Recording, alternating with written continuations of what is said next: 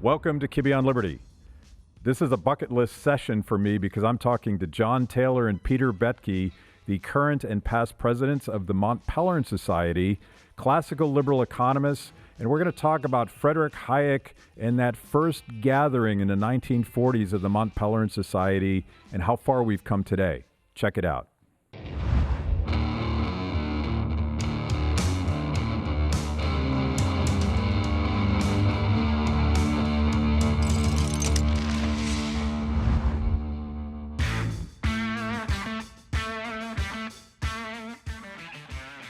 Okay, this is sort of a bucket list thing for me. We're all gathered here for a regional meeting of the Mont Pelerin Society, and today you guys are sort of two of my intellectual gurus when it comes to economics. Two of the most, in my mind, two of the most prestigious economists working in academia today. John Taylor with the Hoover Institute and Stanford University, and Pete Boettke with George Mason University and the Hayek Center. Actually, we'll start with you because I've already butchered your resume. Tell people like who you are. I was a college buddy of Matt Kibbe. Yeah, that's the most important thing. That's the most important thing. We drank beer together. We drank beer together. Yeah. No, I'm a professor at George Mason University. I've been there since 1998. So I just finished my 20th year there and got a watch to show it and everything. And I am the director of the F.A. Hayek Program for Advanced Study in Philosophy, Politics, and Economics at the Mercatus Center. And you self-identify as an Austrian economist. I do. I'm the editor of the Review of Austrian Economics. I have, taught graduate classes in Austrian economics. I taught for roughly a decade, a little less than a decade at New York University, along with Israel Kirzner and Mario Rizzo.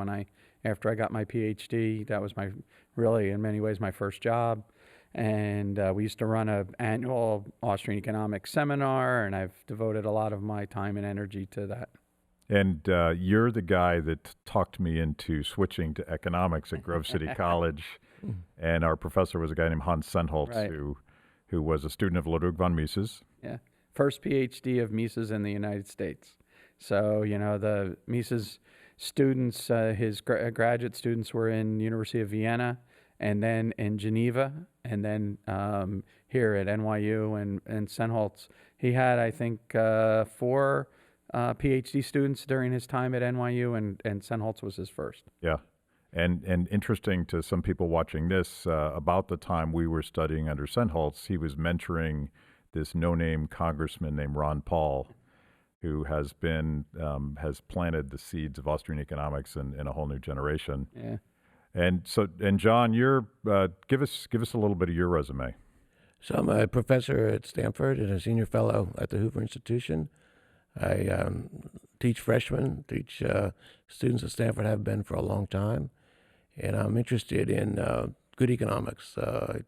My teaching is more free market oriented, focused a lot on economic freedom and the benefits that brings to people across the board. I'm interested in public policy, so I've had several stints in Washington over the years. That's, I think, an important aspect of taking ideas into action. And you were a Treasury economist for George W. Bush. Yes. 43. Yes. Yeah. And you're famous for, or infamous, depending on whether or not I'm talking to people on one side or the other, but you're famous for something called the Taylor Rule. That's correct. So I've always been interested in monetary policy since I was an undergraduate, not at Grove City, but at Princeton, a pretty good place.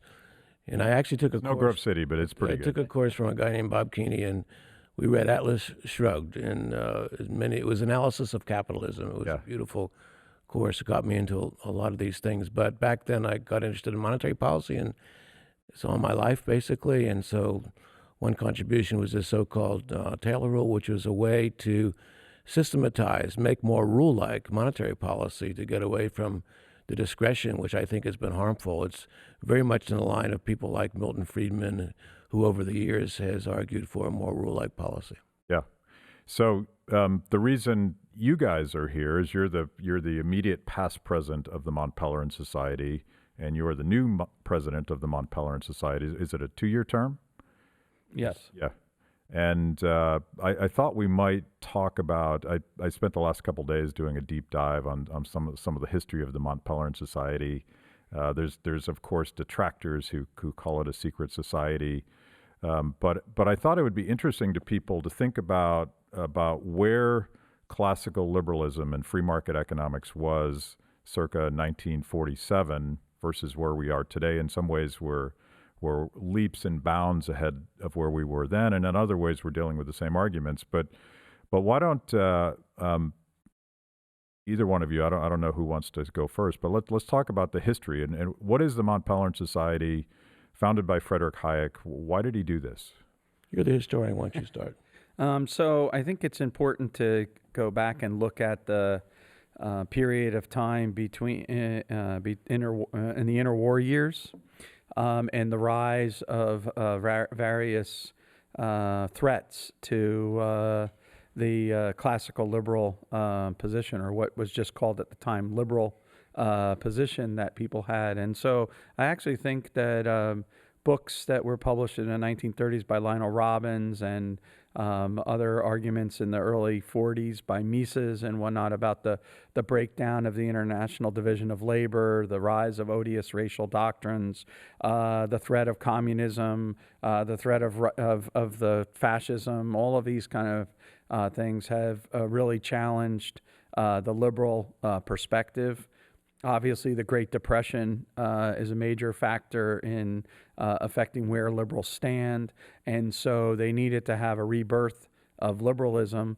They had a meeting in France around Walter Lippmann's book, The Good Society, which argued that against these trends that were going. That's what Lippmann's book does, and so they gathered together a group of liberal economists and historians and social thinkers in general, and they were supposed to continue that, but then the war broke out. Yeah. And so then after the war, Hayek wanted to reinvigorate that conversation in order to hopefully breathe life back into liberalism for a new era. So it wasn't trying to recapture something old. It was trying to continually renew something for today's challenges in the immediate area of in this case of the war, and that included things like how was Europe going to be reconstructed, and the European project as was understood, which eventually later on led to the Treaty of Rome and other things. And so, yeah, that's there was a low time for liberal thought and economics because of the Great Depression and these other things. And so now how do you come out of that? What do we learn from that? And to sort of fix the science as well as the broader policy or practical implications of things. Let's define liberalism so that people understand what we're talking about, because the words are all confused today. So I think, so when Hayek and Mises and whatnot think about liberalism, or Frank Knight, who were the major sort of thinkers at the time, when they think about liberalism, they do not mean progressive liberalism as has been understood. They mean a private property economy, one that respects freedom of contract, and also has a constitutionally limited government constructed, that has monetary policy that is sound, fiscal policy that's responsible, open in international trade. These are the kind of doctrines that they thought drove the tremendous growth in the 19th century, and they believed that it could be the guiding rule for actions in the 20th century. Yeah. So broadly speaking, that framework today, we could call it classically liberal. We could call it constitutional conservatism. Yeah. We could call it libertarian, but that's basically anymore when you say the word liberal, it's sort of a fighting word that people misinterpret. But part of the context here, certainly for Hayek and Mises and maybe some of the other economists that were founders of Mont Pelerin, was Mises and Hayek in particular had to flee Nazi Germany and the invasion of Austria. So this is not just an intellectual exercise. This is a question of life or death, and the broader the broader ability of people to be free, really sandwiched between Soviet socialism and Nazi Germany. I think that's right. I think when Hayek first invited the people, 37 came, but a little more than that were invited. It was December 1946, and he had the idea. He had just been working on this, giving talks about it, and had the idea of bringing like-minded people together from mainly Europe and the United States. And they came and they met in this town in Switzerland. In fact, they debated what to call it. They all sorts of names. Hayek wanted to be named after Tocqueville or Lord Acton, and some didn't want names. They wanted ideas. And so right at the end, someone said, why don't we just call it where we're meeting, Mont Pelerin? And that stuck, and it's still called Mont Pelerin. But it was quite remarkable. They came together. You can see the things I discussed. They're not too much different than what we're discussing at this meeting. Things don't change. And the challenges then were socialism and communism and totalitarianism and things that really hurt people. And they were interested in finding ways to make lives better for people. And they focused on this in a very successful way. I think it's quite remarkable that they were able to, they had funding to get the people from various parts of the world. It's still difficult to travel, not like today. So let's name drop some of these people. We've already talked about Hayek and Mises, but a very young guy named Milton Friedman was there. I would emphasize Milton quite a bit. He came, Aaron Director came, and a guy named from Stanford, Carl Brandt came. He's later a member of... Nice plug for Stanford there. Yeah. Later a member of Eisenhower's Council of Economic Advisors. Yeah.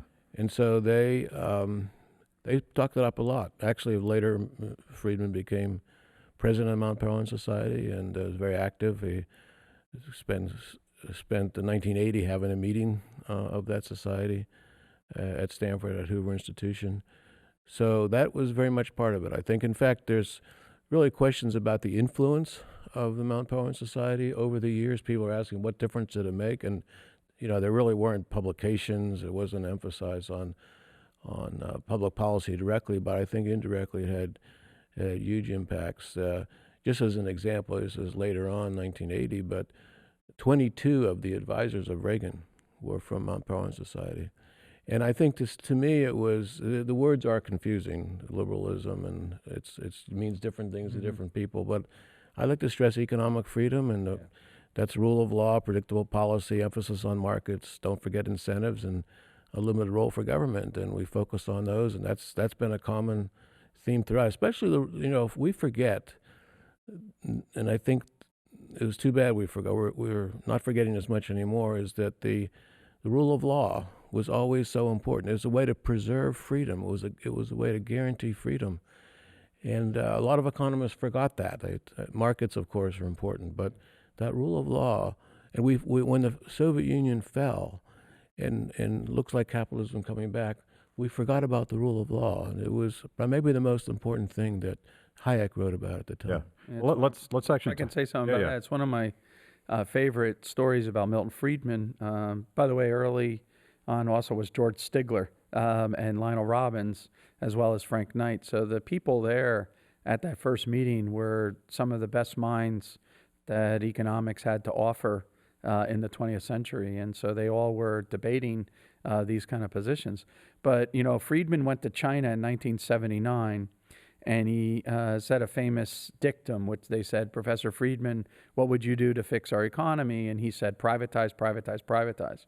And about 6 months before he passed away, he was doing a radio interview with Russ Roberts, and Russ asked him if there was anything he would change. And he said, oh yeah, privatize, privatize, privatize, provided there's a rule of law. Yeah. And that changes the entire issue. And so this issue, as John was just saying, on the essential framework and the importance of those institutional framework within which the free economy and a free society operates, that's always been a theme that the people that were brought to Mont Pelerin wanted to stress and discuss and debate about how is the best arguments for understanding that essential institutional framework. Yeah, and by rule of law, we're talking about the institutions, both formal and informal, that really puts the emphasis on people making choices as opposed to the rule of man. I think a lot of people misunderstand when we say rule of law today. It almost sounds kind of authoritarian, right? It's the man telling you what to do, but it's the opposite of that. And of course, this again gets back to that life or death situation they're in, where the rule of law had been replaced by a charismatic authoritarian like Hitler or like Stalin, very, very brutal dictators. And I think one of the things that we struggle with today is just getting people to appreciate those institutional constraints that allow people to prosper. Yeah, it's a major issue of why it is that we have to talk about things like John was talking about in monetary policy, rules versus discretion, or in law and economics. If you think about a lot of the developments in economics that took place in the period after Mont Pelerin was formed, they rediscover a lot of core ideas of classical economics using modern economic tools. That includes law and economics, the application of economic reasoning to political decision-making, new institutional economics, property rights economics in general. And if you follow, you can see a lot of the people that were major innovators of those ideas, Ronald Coates and Jim Buchanan and Gordon Tullock, they also were members of the Mont Pelerin Society. And that conversation was encouraged, and if you look back and look at the Constitution of Liberty, which Hayek published in 1960, but is based on a lot of the lectures that he gave throughout the 1950s, that is about trying to get us to think about this institutional infrastructure. By the way, this sort of slips by, but I would point out that each of you previously, were sitting in the same freaking chair as Friedrich Hayek and Milton Friedman. No pressure at all there, right? Well, it is pretty amazing, and people actually frequently are contrasting them, but they're so much alike, I think, in the issues we're discussing. I have the 1980 meeting on my mind because it's coming up on 40 years, and it was a session where Hayek and Friedman were together on ways to constrain the growth of government, and they had different perspectives. It was just at the time that Friedman had put out this video programs called Free to Choose. It was part of a book. And then that was also an important time, I think, in the history where these ideas were spreading. Right. I mean, the United States, Great Britain, and China. Deng Xiaoping was bringing in a lot of the ideas at that point. So it was, in a way, a victory. And I think people at the time were seeing it was a really accomplishment of this society and the people who belong to it. I think now it's sort of a little bit of repetition. We're going back, and it just shows you that you can't ever be complacent. You have to keep working. You have to keep fighting, because there's always pressures. There's always obstacles, and they change over time, but they're always going to be there. I think it's progress. In the meantime, there's incredible progress. All these people coming out of poverty around the world, and I think you can trace that to basic free market principles. But still, it could go back. It could slide back, and got to keep working at it. I was, I got into economics. I started at college in the late 1970s, and so my study of economics was reinforced by Friedman's Free to Choose videos coming out, but also his performances on things like the Donahue Show and everything like that. He was a unique intellectual. I mean, he just is very talented in his ability to communicate with people that didn't agree with him. And I think that is one of the things that is just, I think people today should see a character like that's able to talk across various discourse communities and be able to do it. He could talk to his peers in economics and be unrivaled in many ways, and yet he could talk on the Phil Donahue Show, which was the equivalent of Oprah, which doesn't even exist anymore. So whatever the most popular daytime TV show is, and be amazing on it. And it was something when you were studying economics and you'd see Milton Friedman be able to communicate ideas in the most basic way to people and yet communicate the core idea. It really was encouraging and inspiring. Yeah. It's kind of, I hadn't really thought about it until you said that, but he's the first guy to really sort of leverage new technology to reach the masses, because, Hayek, of course, wrote The Road to Serfdom, which was a pop culture book, right? Even though it's a pretty substantial book. and Friedman used TV. But today, the equivalent would be there's a podcaster named Joe Rogan who reaches zillions of people, and they have 3-hour conversations about substantial subjects. And if people haven't done it, by the way, you should pull down some of these old Friedman appearances on Donahue on YouTube. They're just amazing. I recommend. I show it to my students. He does a terrific job. In fact, he always wanted to respond to people. He said, if someone takes the time to write me a letter, I'm going to write him back. That was his attitude. Yeah. And he got so many letters and comments from the Free to Choose series that he had to just do a form letter because he couldn't respond to thousands of people. But he was so considerate about individuals. Yeah. And that's why I think it was so. I don't think anyone ever won an argument with Milton. My wife likes to say she did, but it's quite remarkable. Very kind. One time we did a video together in a studio in San Francisco, and he was already in his 90s. And we walked into the studio. It was a little riser you had to walk up, and it was very dark. And he tripped over the riser. It was horrifying. Glasses went flying, and no one knew what to do. But he got up. He had not one unkind word to say to anybody. He said, "Let's go do the video." It was just inspiring in many respects. Yeah, he really is special. I mean, it's and I think that going back to the way he used media, the other alternative show that you would have watched at the time that you would have gotten the substantive content of a more market-oriented position would have been Firing Line with Bill Buckley. But I was a kid from New Jersey, and I didn't come from academic kind of background or anything like that. So to me, Buckley was an elitist. And the way I would view him is he was an elitist, and that his, most of the time his guests that were on there were elitist. Yeah. But Milton Friedman never appeared to be an elitist. He, in fact, appeared to be with the people, and that the concern was helping. One of the things I think was really powerful about Friedman was he always made the audience feel that he cared about the same things that they care about, but he disagreed with them about the way to achieve their goals. And I do think that's the way we reason as economists, is that we treat ends as given and reason about the effectiveness of means to those given ends. And that Friedman was a master at doing that. And it really was. He also led with emotion. We were talking about this in the car this morning. Alexandria Ocasio-Cortez says it's better to be morally right than factually correct. And we would obviously dispute that. We think the facts matter. But I think what she's really saying is that making that values-based, I'm trying to solve a problem that you care about. And you think about those old Friedman versus Donahue things. Donahue looked like the elitist, and Friedman's engaging the audience. And he always led with, let me tell you how we can solve this problem together.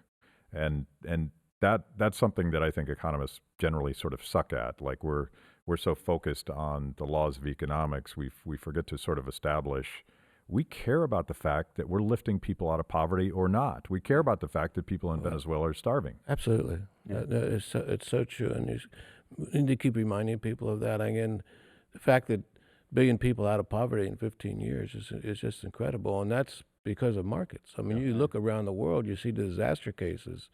It's Venezuela. It's just, it's so clear. And I think the more you can say what the facts are, the facts do matter. Right? Some things are successful. Hayek emphasized the facts when he said socialism wasn't working. Don't go that way. Yeah. And Friedman certainly. And actually, I would say one other thing, besides the moral aspects and the facts, you have to find a way to make this happen. And I think just one word about Milton Friedman again, he's a great theorist. And he wrote this Capitalism and Freedom in 1960. Which was more academic than Time to Choose, but it had great influence too. There he was looking at specific suggestions. And I know in many cases, I talked to him, remember calling him when I was working in Washington, asking for advice. He'd always have suggestions that seemed in the weeds to most people. They weren't just general kinds of things. So I think it just says to make the world better, to apply these ideas of economic freedom, classical liberalism, you have to find a way to make it happen. So it's both those together. I think Friedman really did both of those quite well. I was at the Fed birthday celebration in Dallas Fed, to honor Milton Friedman, and that's actually somewhat of a kind of famous meeting because that's where Bernanke said the thing that to Milton that we will never repeat the error that you identified in the monetary history book, and but also Gary Becker gave the lunch talk. And one of the things that was really fascinating about Becker, he talked about the influence of Friedman, and it relates to just what John was talking about. Becker was a pretty talented guy. He was an undergraduate at Princeton. He already had a paper, I think, in the QJE or AER, one of the top 5 journals. And then he said he came to Chicago and he had to relearn economics. And Friedman was his mentor. And he said what he learned from Friedman was that, one, that economics is not just a clever game to be played by professionals, which is one of the, vices that we fall into. But he says it's not that. But then the second one was that economics is about the world, about the real world, not about just on the blackboard. So we work on the blackboard, but it's always to help us to understand what's going on outside in the world. And, Becker said it much better than I just said it, but it was really kind of inspiring as a teacher of economics to try to communicate that kind of idea to your students about that this isn't just a clever, you're not just having a game for clever people, and then it's also really matters, what we're saying. So I want to go back and I want to unpack 2 seemingly contradictory statements. The first is we've come a long way since the dark days where 30-something classical liberals had to hide at a mountaintop on Mont Pelerin because they were surrounded by authoritarianism and just all sorts of bad deadlyisms, as I call them, versus we're having the same freaking argument today as we sit down that Hayek and his colleagues were trying to deal with in the late 1930s. But one thing you said I think is kind of interesting. They debated about what to call this thing, but it was really important to them that they didn't choose sides. They didn't want to be affiliated with one wing of the political spectrum of the other. Yes. They didn't want to be affiliated with political parties. They didn't actually even want to be affiliated with a specific thinker, so they just named it after the mountain. Right. And that's important because we're striving to be objective thinkers and problem solvers as opposed to apparatchiks. We're not flacking for somebody. I think that's true. In fact, well, we're on the same side in many respects. We have debates, right? Yeah. Like monetary policy is a debate. How to operate a welfare system is a debate. How to guarantee how the rule of law and all that is always a debate. So that's very much part of it. But I think you also have to remember that you have to keep doing it because people forget. And when I was teaching economics when the Soviet Union existed, and you could point to the crazy system, build one big nail instead of a lot of little nails, and it was useless. But that's no longer there, and so students don't remember that, and so they have to think of other things. And I think that's what you're seeing now. There's no obvious thing to point. I mean, you point to Venezuela, but that's different. So that's different. That's not. So you have to be still doing this and showing what works and what doesn't. But I think it's harder when you don't have history in people's minds. You have to tell them. I like to bring Adam Smith to my course. I know that sounds ridiculous, but I have a recording that someone sounds like Adam Smith, and at least the guy existed. So so even if you don't read the books, so it's not a sense of it. It's not a book; it's a person. Yeah, exactly. Who's trying to solve problems. Exactly. I love that. But like geographically, and sort of figuratively, Switzerland was sandwiched between fascism on one side, Spain, Portugal, obviously Hitler before that, and communism or war communism or however you want to characterize Stalin, right? Just a guy that killed a lot of people on the other side. And, as a metaphor, they were sandwiched between these two false choices, fascism, authoritarianism versus socialist authoritarianism. And today it seems like we're doing the same thing. We have the rise of right-wing nationalism, and so-called democratic socialism. And when you try to point out to people, I mean, from my point of view, these are variations of the same theme, because yes, socialism technically is actual government control of the means of production, but at the margin, in Venezuela, it's a combination of just thug authoritarianism that's telling producers what to do and actual nationalization of industries. That toxic combination is what's created the poverty and things there. So in one way, we're so much better off than we were when these guys had to hide at the mountaintop. But I feel like here we are. And as you said, it's a process that never ends. There's ups and downs. You want to make, but there's going to be setbacks, and you got to keep going. That's how I view it. And I think sandwich is a good analogy. I think another important aspect of Mont Pelerin is they wanted to have Germany become a market economy again. Right. Ludwig Erhard was very much part of this.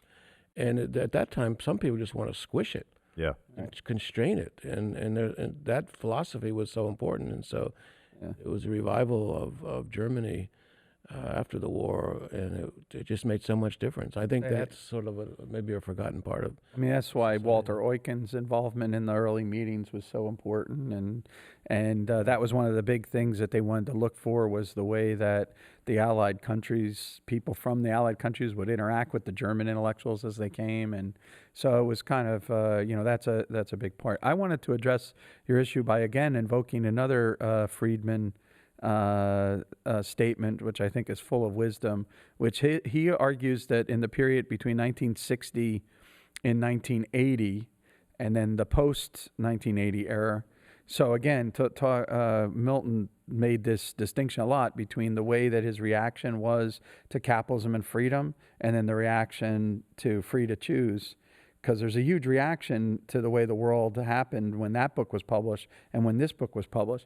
And he said it's because during that intervening period, we won the battle of ideas. But he said in the post-1980 period, we lost the battle of implementation. And that reinforces. So one of the things that's really interesting about Free to Choose is that he actually has the public choice sort of stories kind of in it, whereas in the Capitalism and Freedom, he doesn't have that as much emphasized, but he does in Free to Choose, including the constitutional analysis, but also the sort of interest group politics. And that later on becomes like his book where he refers to the iron triangle, right? The tyranny of the status quo, which is how difficult it is to break these various different alliances that you form. And I think that's become one of the really important lessons that we've learned, is that we can't become triumphalists over, say, the collapse of communism, which was an amazing moment in history, and it freed up millions of people that had been living under oppression. But yet at the same time, then the work really gets going on how do you get these institutions in place. And so that, it's interesting, back at Grove City, just very quickly about the nature of history. When we were at Grove City, we had to take a course, I don't know if you remember, is on basically the history of like Western civilization kind of thing. And the guy who I had for it was a strange teacher. I don't know who you had, but I had a guy named Kaufman. And he made us read this book called The Canticle for Leibowitz. Which is a science fiction book. So, and what happens in the Canticle of Leibowitz is that you have a nuclear annihilation, and then civilization has to rediscover itself. And the sub-theme in it is the different notions of time. So is it like the Greeks where you're just, continually cycling, or is it like an Enlightenment idea where you're in darkness and you just march to truth? And the way I've always read that book is that it's like a corkscrew. Yeah. And so what happens is you make progress, but you also can cycle back and you repeat a lot of the same things. Then you make some, like this. And so that's why, to me, I've always been fascinated by this idea of why it is that we're deja vu all over again on some of these debates. So like right now, we're debating issues over monopoly. We're debating issues over monetary policy, fiscal policy that in fact have been debated for before, but now they're in a new context. And so rather than say the rise of the modern corporation, we're now dealing with monopoly and platform economies, right? And so what about those arguments that we developed to meet the challenge of the modern corporation? How much of those still apply to now the platform economies and whatnot? And so I think, it does take varied iterations to force alien concepts upon reluctant minds. But at the same time, we have to continually recognize that we have to think hard about the context within which we're making these arguments. Yeah, and it's a very it's a fundamentally Austrian insight that human knowledge and the process by which we figure stuff out is in real time, and it never ends. And the institutions that hold us together as a civil society weren't just airdropped in at the beginning of the process. We did that in this process. So if you leave the battlefield of ideas, you're allowing someone else to redefine what those institutional structures should and could be. I think Pete refers to this sort of cycle, corkscrew, whatever, but to some extent it's because people see there's some problems. Like in the U.S., we saw these problems in the 70s, higher inflation, higher unemployment, and it seemed like a mess, and it was changed. In the 80s and 90s were better, and then it went back. So, but people get complacent after it's going okay for a while, and they don't make the changes. But then again, referring to what Pete just said, there is some changes in understanding. So I take regulation. There was, and George Stickle had a lot to do with this. There was this sense in which there was regulatory capture. And the regulated industries were benefiting from the regulation, so you had to break that. The railroads on, and that was an insight that actually helped improve the policy. You can't just say as regulation's bad. You have to it's there because of this relationship, and that made all the difference. And by the way, the concept of regulatory capture, the idea that inevitably industry will get a seat at the table with government first and sort of game the rules against the people, customers, and also upstart. That should be a conversation that we can have with people that support bigger government, because one of the fundamental problems they have, of course, is that the little guy doesn't get a seat at the table. The little guy will never get a seat at the table. Jeff Bezos, he's always going to have a seat at the table. Yeah. And I had this argument with one of my progressive friends, and they have to deal with this question of concentrated power, because if you're worried about concentrated business interests, you also need to be worried about concentrated government interests. And I think that's a conversation we can have with people that are flirting with democratic socialism, because I don't think they think about that phrase. Whatever we think the word socialism means, I think young people have a very different interpretation of what that is. So, the video clip of AOC holding her first hearing, which was on campaign finance reform. Yeah. If you would take her out of that picture, you could have put Gordon Tullock in there and have the same conversation about the interest groups that were forming and everything like that. And so I think that we should be talking to people about those kind of ideas. What George Stigler and Sam Peltzman did to understand the regulatory economy and the existence of regulatory capture, just really can't be forgotten. Just a funny story on that. I was at a conference at the LSE many years ago, and Ann Kruger was there. She's a wonderful development economist, and she said, "No offense to my George Mason friends." There was only me, so no offense to my George Mason friends, but what we really want is reasonable regulation that's not capturable by interests. And I laughed because I raised my hand and they said, "What, Pete?" And I said, "What if that's a null set?" Yeah. and then someone said, "Why are you so unreasonable?" But that is the question. I think that when we think about all of these kind of institutions, we should be thinking about building the robust set of institutions. We have to remember that part of what Hayek and what Friedman also were arguing was an old Adam Smith line, which is that what liberalism, or whatever we want to call it, tried to find a set of rules where bad men, if they were given power, could do least harm, rather than finding a system where the best and the brightest could be in control and unshackled. That's the whole point about the limited government idea, is that you want to make sure that even if someone gets in for reasons that we don't like, that they're constrained so much in their exercising of power that they can't do as much harm as they otherwise would have done. The rule of law versus the rule of man. Yeah. Yeah, Keynes wrote to Hayek saying, don't worry, you just have good people in charge. Yeah. And Friedman wrote about that letter that Keynes wrote to Hayek. So that's a long debate, still going on. Just to point to good people, we all set, rather than thinking about the constraints that are so important. And someday we'll find that guy that we can trust with all that power, just maybe. But it's an interesting conversation to have. And I was thinking about this in the context. I just reread Hayek's essay, "The Intellectuals and Socialism," and I was thinking about Alexandria Ocasio-Cortez as I'm reading that. And I think critics of socialism should reread that, because one of the things he says that is so profoundly important, and this may not be true for Joseph Stalin, but it is certainly true for an 18-year-old young woman who thinks that Bernie Sanders is cool. Right. And he says we need to take the advocates of socialism both seriously, and we need to assume that their intentions are good, that they care about people, that they're trying to solve problems, and that the error that they're making is one of economics, and he doesn't say it this way, but economics and facts. Yeah. And we don't do that now. Like socialism, you know, on our side, you know, we use it as a pejorative, like that's socialism, and we talk about Venezuela, and every time I do a video on Venezuela, and I try to explain to people, the response on social media is, that's not socialism, that's oligarchy, that's not socialism, that's state capitalism. There's all these categories about why it went wrong.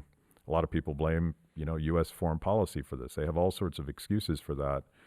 But the one thing we need to do is to take someone like AOC seriously, and think about the values she's trying to pursue. Do you guys agree with that, or like?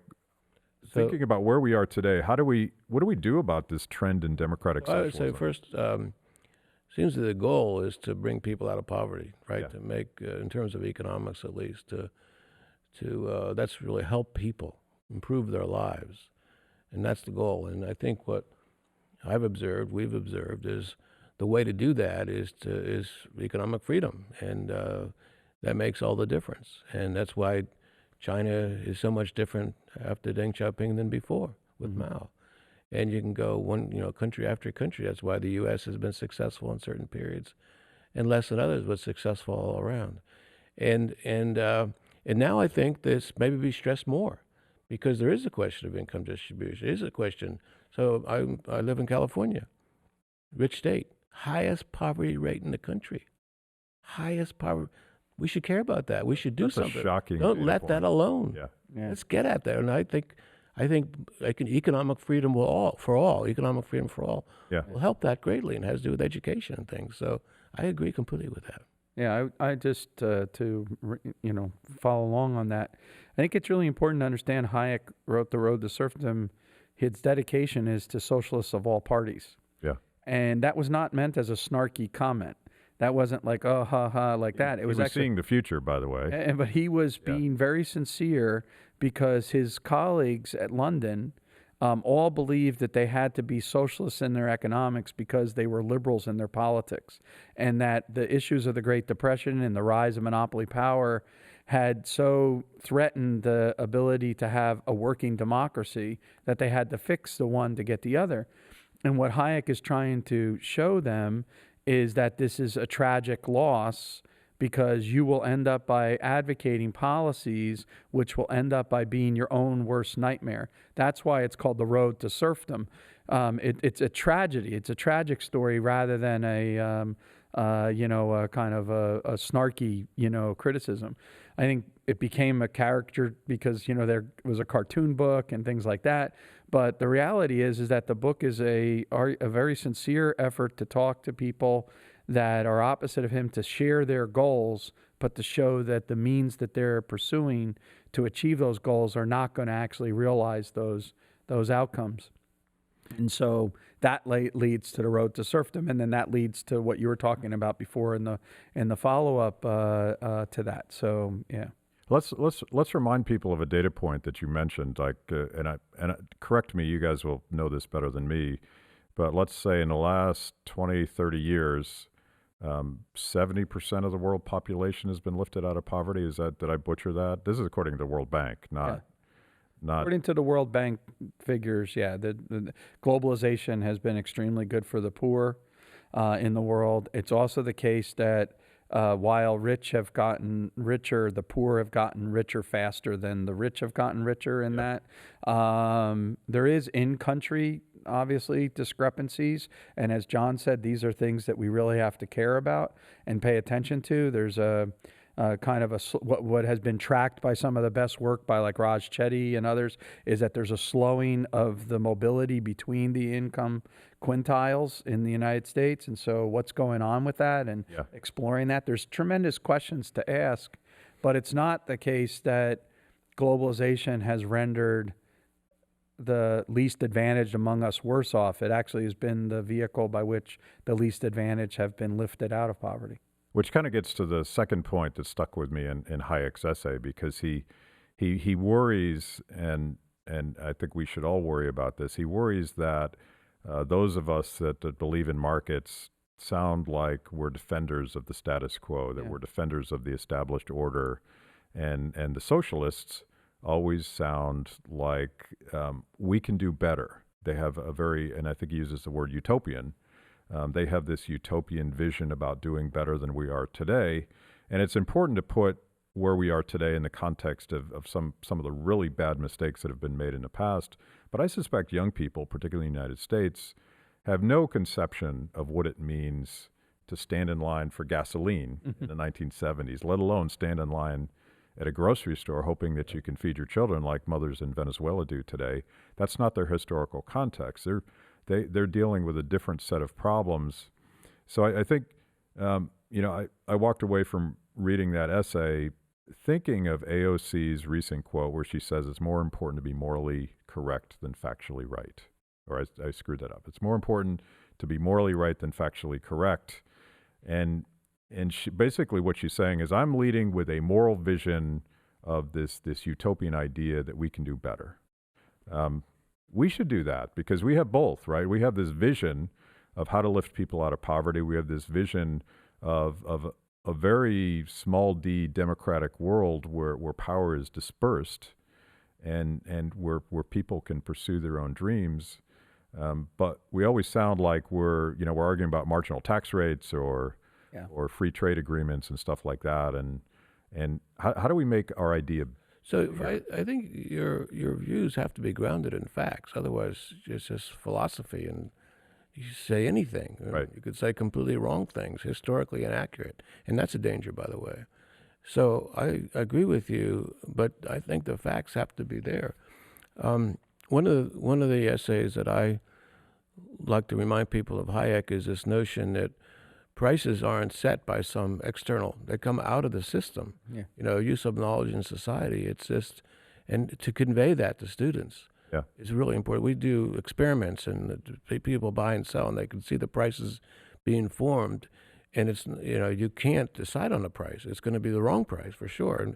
And a lot of times government does get involved in price setting. It usually doesn't work very well. Yeah. So I think the more that you have simple stories, because in a way the socialism story is simple. We'll just do the right thing. It'll be better for you. Don't worry. Mm-hmm. And the decentralization, automatically, how is decentralization going to work? You have to explain that to people. It works better, and not only in theory but in practice. The setting of prices and is a radically democratic process in that sense. Everybody's voting all the time. Yes.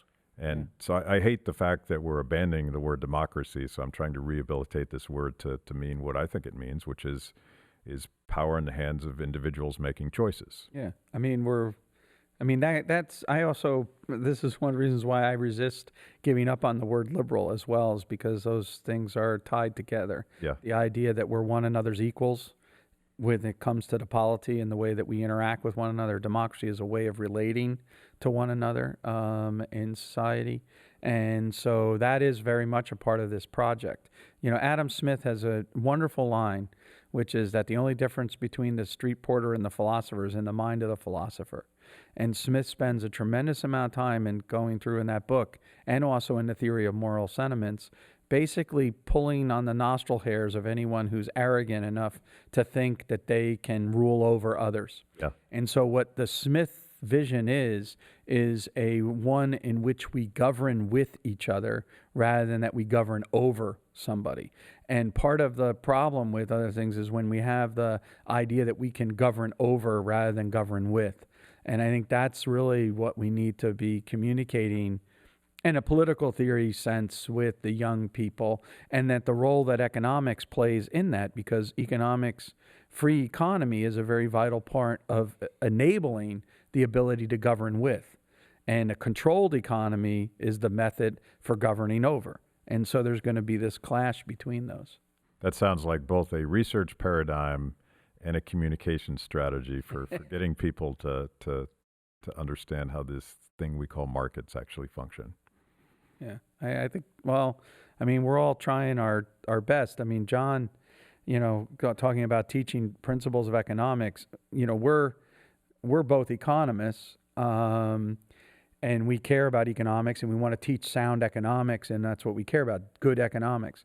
But our Mont Pelerin Society, we're very much interested in expanding and communicating that conversation with historians, with political theorists, you know, with political scientists, with, you know, all across all the disciplines, as well as people that are, as John put it, dedicated to bringing ideas into action in various different ways, including maybe not so much ideas into action exclusively in politics, but maybe ideas into action in community-based ideas, right? Which matters in the way that you develop civil society and you work with communities and rebuild that. And I think this is, you know, where a lot of the action is going to have to be at, intellectually and in thinking and in doing, is in reinvigorating communities. Yeah. Yeah, it's real social change comes upstream of politics, from the bottom up.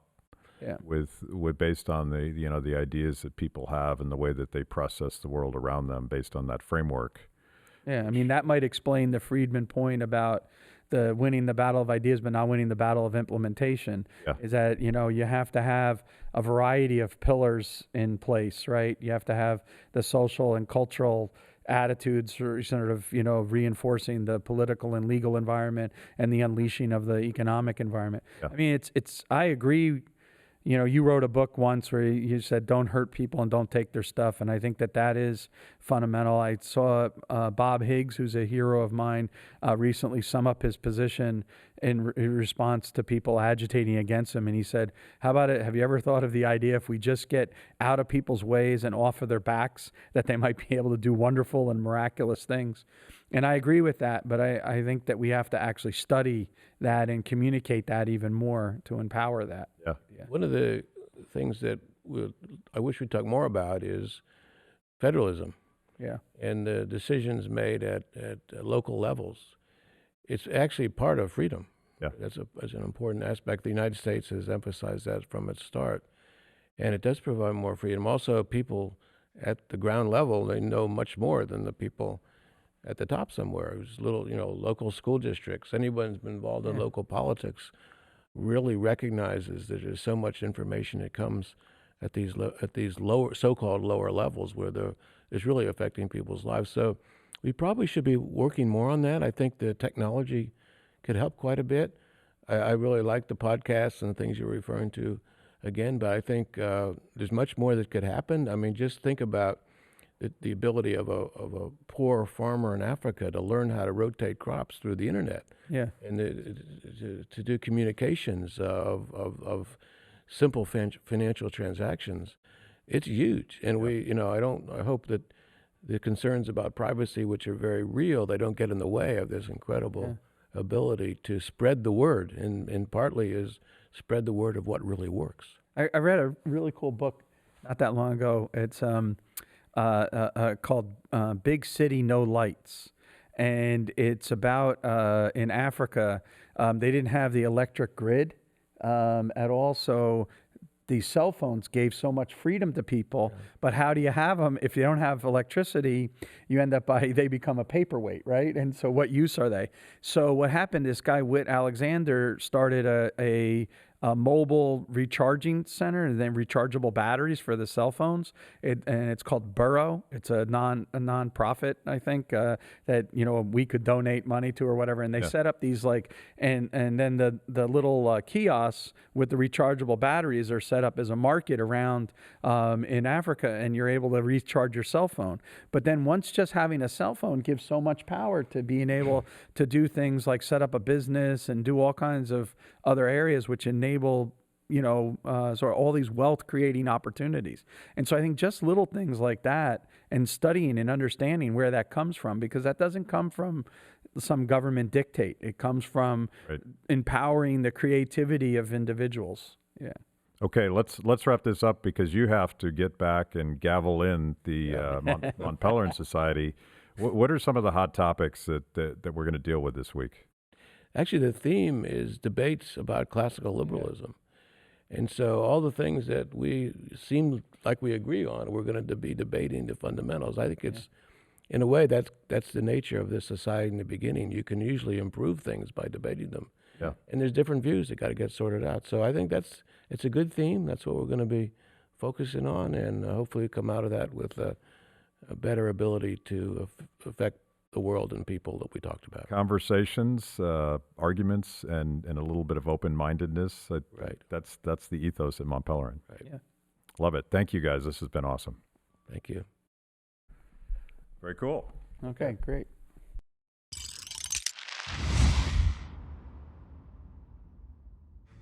Thanks for watching Kibbe on Liberty. By now, you know this is the most important event of your week. So make sure you subscribe on YouTube.